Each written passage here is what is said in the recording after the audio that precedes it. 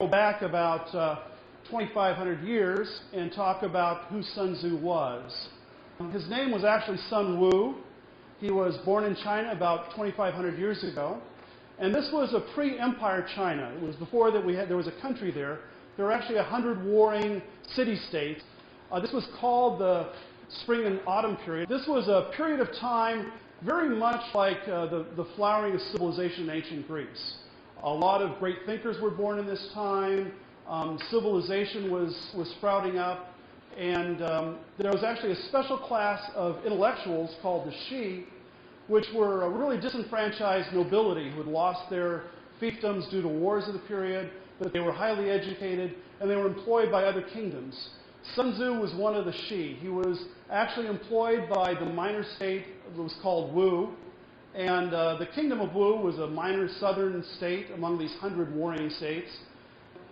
We wouldn't have heard anything about Sun Tzu except for the fact that once they hired Sun Tzu, for the period of Sun Tzu's life and shortly after, Wu became the dominant state in China. It was extremely successful at war. And it rose from really a third-rate power within 30 or 40 years to the leading state within China because Sun Tzu was so successful. After Sun Tzu's death, the state of Wu actually fell back and was consumed by neighboring states, but the art of war lived on. Qin eventually gobbled up all the other kingdoms and it created the first empire of China. During the first empire, basically all the literature of China was destroyed to one degree or another.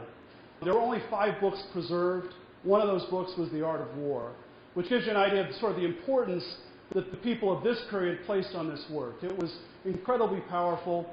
China, of course, had a stable empire for over 2,000 years. The Art of War was preserved, and it's rediscovered all the time. As I said, when they open those tombs, they still find new versions of the Art of War. But it's still basically the same 13 chapters that we have today. It came west, though. The Art of War came west in 1782. It was brought back by a French missionary named Father Agneau, who had been a missionary in China and brought it back, and he translated it into French.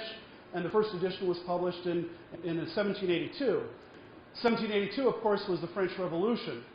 And a fairly minor officer in the French army, legend says, came across this book and proceeded to conquer all of Europe. That was Napoleon. Except for his final battle at Waterloo, you'll see that Napoleon followed the Art of War extremely closely in his campaigns in conquering Europe. And we have sort of a monitored record of how the introduction of these techniques into Western civilization worked. They worked extremely well. Today, the people that use the Art of War are businessmen. The Art of War is basically a business bestseller.